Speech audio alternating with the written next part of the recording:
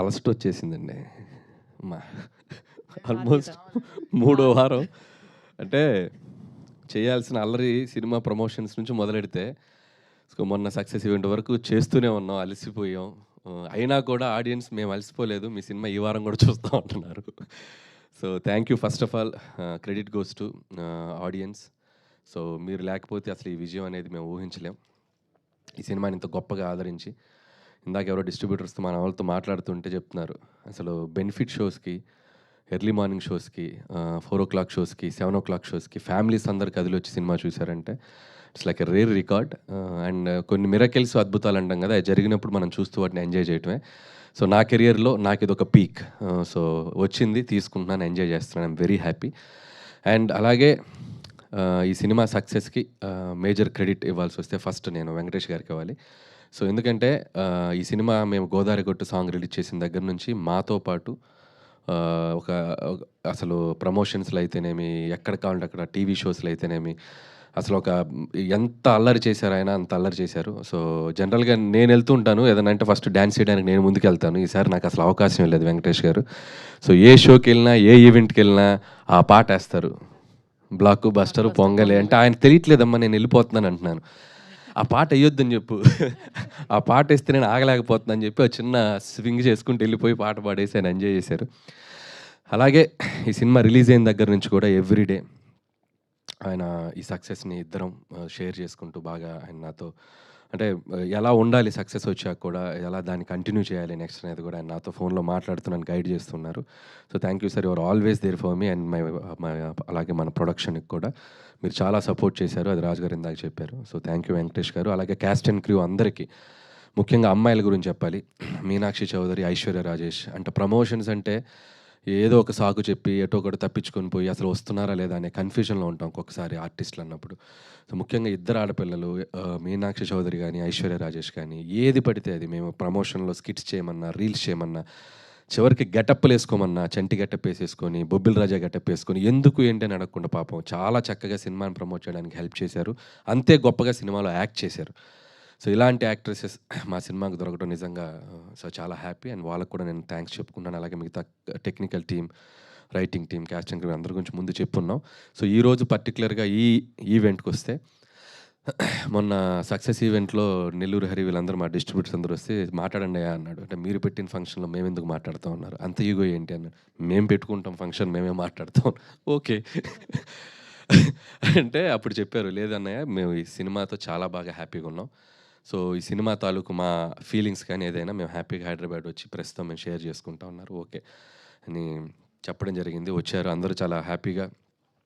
వాళ్ళు ఈ సినిమా ద్వారా వాళ్ళు ఎంతో సంతోషపడ్డారు. చాలా హ్యాపీ. యాజ్ ఎ డైరెక్టర్గా నాకు పటాస్ నుంచి నేను ఫస్ట్ ఆలోచించేది తీసిన ప్రొడ్యూసర్ నవ్వుతూ ఉండాలి first. That is my target. మొదటి రోజు మార్నింగ్ షో అయ్యాక నేను వెళ్ళి ఆ ప్రొడ్యూసర్ని ఫేస్ చేస్తే ఆయన నవ్వుతూ ఎదురు రావాలి. వీడు ఎందుకు వచ్చారా అనే ఫీలింగ్ ఫేస్లో ఉండకూడదు. సో అది భయం నాకు, ఎందుకంటే నా రూపాయి కాదు అతని రూపాయి. సో ప్రొడ్యూసర్స్ డబ్బు సేఫ్ ఉండాలనేది ఆలోచిస్తాను ఫస్ట్ నుంచి. సో అదే క్రైటీరియా పెట్టుకొని పనిచేస్తూ వచ్చాను. ఇది 8 ఫిలిమ్స్ అయిపోయాయి. సో 8 ఫిలిమ్స్ కూడా తీసిన దాంట్లో 6 ఫిలిమ్స్ ఈ బ్యానర్లోనే. సో ఒక 2 బయట చేసాం, పటాస్ కానీ అండ్ భగవంత్ కేసరి. సో ఈ 6 సినిమాలో ఎంత వచ్చింది సార్ రాజు గారు? నా లెక్క ఎంత? అది మొన్నే వచ్చి మళ్ళీ వస్తారట. సో జోక్స్ అపార్ట్, ఆయన చాలా హ్యాపీగా ఉన్నాం, నేను హ్యాపీగా ఉన్నాను, నన్ను ఆయన బాగా చూసుకున్నారు. సో అలాగే నేను చేసిన సినిమాలు వాళ్ళు హ్యాపీగా ఉన్నారు. అండ్ ముఖ్యంగా ఎస్విసి అనే బ్యానర్ మేము కాలేజ్ డేస్లో నుంచి, నేను ఇండస్ట్రీకి వచ్చిన రోజుల నుంచి కూడా చూసాను. ఎన్నో గొప్ప ఫిలిమ్స్ తీసిన బ్యానర్ అది. సో వాళ్ళు ఇంకా కొన్నేళ్ళు కాదు, కొన్ని డెకేడ్స్, కొన్ని జనరేషన్స్ ఆ బ్యానర్ ఉండాలి, ఉంటుంది. తదాస్తు. So wish them all the best. అలాగే డిస్ట్రిబ్యూటర్స్ అందరి బ్రెయిన్లో సీడెడ్ శోభన్ గారు చెప్పినట్టు ఈవినింగ్ అయ్యేసరికి ఫోన్ చేసేవాడిని. పాపం ఎంత కలెక్ట్ చేసింది, ఎంత చేసిందని. పాపం మిడ్ నైట్ అయినా ఫోన్లు ఎత్తేవాడు. కాకపోతే పౌడర్ వేసుకొచ్చారంటే ఈరోజు ఆనందమా, లేదా ఇంట్లో చెప్పొచ్చారా టీవీలో కనిపిస్తున్నాను చూసుకోండి అని. శోభన్ గారిని ఎంత వచ్చిందో చెప్పండి అంటే, లెక్క చెప్పకూడదు, లెక్క చెప్పొద్దు, మనం బాగా చేసిందని చెప్దాం, లెక్క ఎందుకు చెప్పాలి అన్నాడు. లెక్క చెప్పరా మీరు? నేను చెప్పరా? చెప్పాలా వద్దా? చూసారా? లెక్క చెప్పుకోని నంబర్స్ వచ్చినాయి వాళ్ళకి, చాలా హ్యాపీ. సో ఏదైతేనే నంబర్లన్నీ చాలా అద్భుతంగా వచ్చి డిస్ట్రిబ్యూటర్స్ అందరికీ ఈ సంవత్సరం సంక్రాంతి వాళ్ళకి మెమరబుల్ అయింది. సో యాజ్ ఎ డైరెక్టర్గా నాకు అది చాలు. అండ్ అలాగే ఈ సినిమా ద్వారా మనకి పెదరాయుడులో ఒక డైలాగ్ ఉంది, నేను ఎప్పుడు వినలేనిది ఒకటి, చూడకూడనిది ఒకటి చూశానంటారు ఎంఎస్ నారాయణ గారు మోహన్ బాబుతో. అలా నేను వినలేనేమో అంటే 6 కోట్లు 100 షేర్ కొట్టింది. అసలు నేను రీజనల్ ఫిల్మ్‌కి చూడలేమని అనుకున్న 300 కోట్లకి రాసంట. ఆ నంబర్ చూడబోతున్నాను. So happy.